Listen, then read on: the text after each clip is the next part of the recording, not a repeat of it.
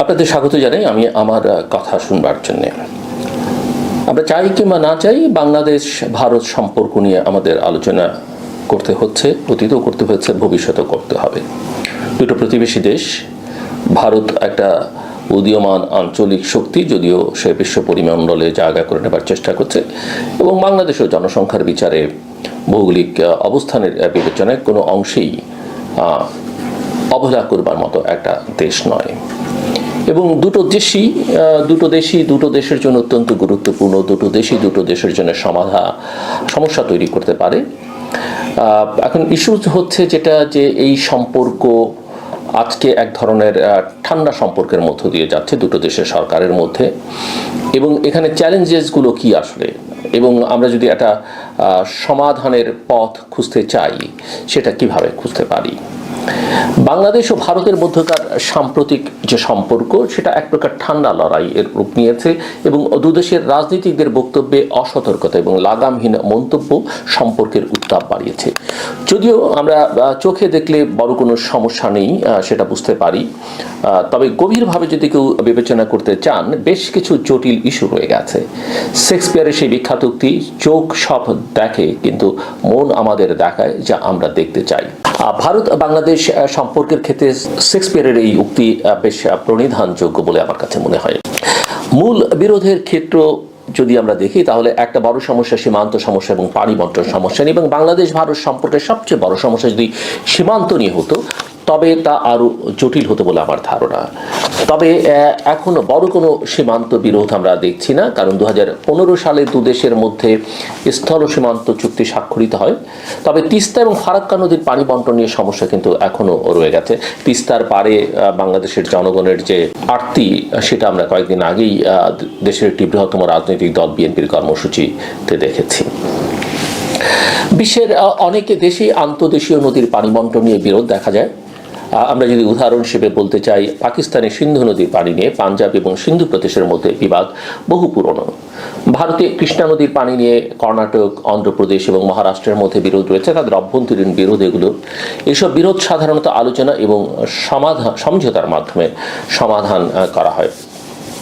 বাংলাদেশ ভারত সম্পর্কেও এই পানি সমস্যা আলাপ আলোচনার মাধ্যমে সমাধান করা দরকার। অনেকদিন ধরেই বলা হচ্ছে, এবং একটা রাজনৈতিক সমাধান দরকার। বাণিজ্যিক ক্ষেত্রে কি হচ্ছে? বাণিজ্য সম্পর্কেও কিন্তু উভয় দেশের অবস্থান অত্যন্ত গুরুত্বপূর্ণ। বাংলাদেশ যদি ভারত থেকে বিদ্যুৎ কিনতে না চায়, তাহলে অন্য দেশ থেকে আমদানি করতে পারে। আবার ভারত যদি রোজার সময় পেঁয়াজ ও কাঁচামরিচ রপ্তানি না করে, তাহলে বাংলাদেশকে বিকল্প উৎস খুঁজতে হবে। বাংলাদেশ যদি নিজ ভূখণ্ডের মাধ্যমে ভারতকে ট্রানজিট সুবিধা দিতে না চায়, সেটা বাংলাদেশের সার্বভৌম অধিকার। আবার ভারত যদি বাংলাদেশি নাগরিকদের জন্য ভিসা সীমিত করে, সেটাও তাদের অধিকার। এসব বিষয়ে উভয় দেশের উচিত একে অপরের অবস্থান বোঝা এবং সমঝোতার মাধ্যমে একটা সমাধানের পথ খোঁজা। একটা বড় ফ্যাক্টর হয়ে দাঁড়িয়েছে জুলাই আগস্টের পরে বা ছাত্র জনতার অভ্যুত্থানের পরে শেখ হাসিনা ইস্যু। ভারত বাংলাদেশ সম্পর্ক, বাংলাদেশের সাবেক প্রধানমন্ত্রী শেখ হাসিনার ভারতে অবস্থান দুদেশের সম্পর্কের অন্যতম বড় চ্যালেঞ্জ হয়ে উঠেছে। এখন বাংলাদেশ সরকার তাকে ফেরত চাওয়ার আনুষ্ঠানিক অনুরোধ জানিয়েছে, তবে ভারত এখনো পর্যন্ত কোনো সুনির্দিষ্ট প্রতিক্রিয়া দেখায়নি বা দেয়নি। ভারতীয় বিশ্লেষকরা বলছেন যে শেখ হাসিনাকে ফেরত দিলে আন্তর্জাতিক মানবাধিকার সংগঠন এবং পশ্চিমা বিশ্ব প্রতিক্রিয়া জানাতে পারে। আবার ফেরত না দিলে বাংলাদেশের সঙ্গে সম্পর্কের আরও অবনতি হতে পারে, এবং সেই অবনতিটা জনমনে কিন্তু আমরা লক্ষ্য করতে পারি। ভারতের দ্য প্রিন্ট পত্রিকার প্রধান সম্পাদক শেখর গুপ্তা অধ্যাপক মোহাম্মদ ইউনূসের উদ্দেশ্যে একটা খোলা চিঠি লিখেছেন, এবং সেই চিঠিতে তিনি লিখছেন, ভারত বা বাংলাদেশের মধ্যে বড় কোনো সমস্যা নেই, শুধু ভাগ করা স্বার্থ ও পারস্পরিক সুবিধার ক্ষেত্র রয়েছে। যদি ভারতের উপর আপনার একমাত্র বিরক্তির কারণ শেখ হাসিনা এখানে থাকা হয়, তাহলে আপনি আশা করতে পারেন না যে ভারত তাকে আপনাদের হাতে তুলে দেবে। বাংলাদেশের নতুন সরকার যদি সত্যি শেখ হাসিনাকে ফেরত পেতে চায়, তাহলে কূটনৈতিক পর্যায়ে ভারতের সঙ্গে সমঝোতা করতে হবে। এমনকি সৌদি আরব, সংযুক্ত আরব আমিরাত সহ মধ্যপ্রাচ্যের বিভিন্ন দেশে আশ্রয় দেওয়ার মতো বিকল্প প্রস্তাবও বিবেচনায় আনা যেতে পারে, কারণ মধ্যপ্রাচ্যে পৃথিবীর বহু দেশের শাসকরা একসময় কিন্তু আশ্রয় নিয়েছেন, এবং সৌদি আরবের মতো দেশে, সংযুক্ত আরব আমিরাতের মতো দেশে বসে রাজনৈতিক আশ্রয় পাওয়া ব্যক্তিরা সাধারণত তাদের নিজ দেশের রাজনীতি নিয়ে কথা বলতে পারেন না।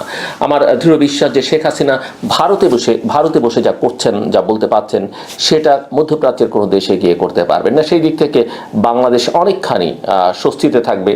বাংলাদেশের ভেতরকার স্থিতিশীলতা বিনষ্টের যে আশঙ্কা সেটা অনেকখানি কমে যাবে বলে আমার ধারণা। এর বাইরে যে ইস্যুগুলো আমরা 5ই আগস্টের পরে সবচেয়ে বেশি বড় হয়ে দেখেছি সেটা হচ্ছে যে সাম্প্রদায়িকতা এবং পারস্পরিক অস্বস্তির একটা জায়গা।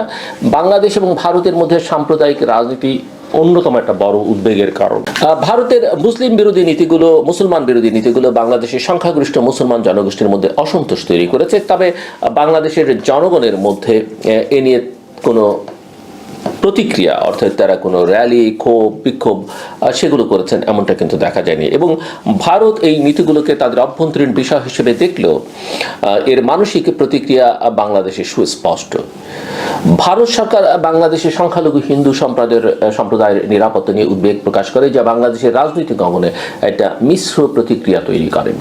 সাম্প্রদায়িক উত্তেজনা নিরসনে দুদেশের সরকারকে দায়িত্বশীল ভূমিকা রাখতে হবে বলে আমি মনে করি এবং শুধুমাত্র সংখ্যালঘুদের মন্দির পাহারা দেওয়ার পরিবর্তে সাম্প্রদায়িক সহিংসতা প্রতিরোধের কার্যকর ব্যবস্থা নেওয়া প্রয়োজন। আরেকটা বড় সমস্যা দুদেশের মধ্যে, বিশেষ করে ভারতের মধ্যে, যেটা অহংবোধ এবং রাজনৈতিক বাস্তবতা। এবং এই অহংবোধের সমস্যাটা এখন সাম্প্রতিককালে বাংলাদেশের ভেতরও অনেকের মধ্যে দেখা যাচ্ছে। দুদেশের রাজনৈতিক নেতৃত্বের মধ্যে একটা শক্তিশালী অহংবোধ কাজ করছে, যা সম্পর্ককে আরো জটিল করে তুলেছে। ভারত নিঃসন্দেহে একটা বড় শক্তি, তার নিজের স্বার্থ এবং গর্ব রয়েছে। বাংলাদেশের সাম্প্রতিক রাজনৈতিক পরিবর্তনের যারা নেতৃত্ব দিয়েছেন তারা নিজেদের সাফল্যে আত্মবিশ্বাসী এবং ভারতকে চ্যালেঞ্জ করার মতো অবস্থানে আছেন বলে তারা নিজেরা মনে করেন। ভারতের সেনাপ্রধান জেনারেল উপেন্দ্র দ্বিবেদী বলছিলেন এক সময় যে বাংলাদেশ খুব ছোট্ট, এই অংশ ছাড়া পুরো সীমান্তেই রয়েছে বিশাল এক ভারত। তবে আমরা প্রতিবেশী, আমাদের একসঙ্গে থাকতে হবে, একে অপরকে বুঝতে হবে এবং কোনো ধরনের শত্রুতা করলে আমাদের নিজেদেরই ক্ষতি হবে। এটি গণমাধ্যমকে তিনি বলছিলেন। এই বক্তব্যে ভারতের রাজনৈতিক এবং কৌশলগত অবস্থানের প্রতিফলন রয়েছে। তবে বাস্তববাদী দৃষ্টিকোণ থেকে দুদেশের উচিত নিজেদের স্বার্থকে সামঞ্জস্যপূর্ণ রেখে সম্পর্কটা বজায় রাখা। বাংলাদেশ ভারত সম্পর্কটা উন্নয়নের পথ কি, উন্নতির পথ কি?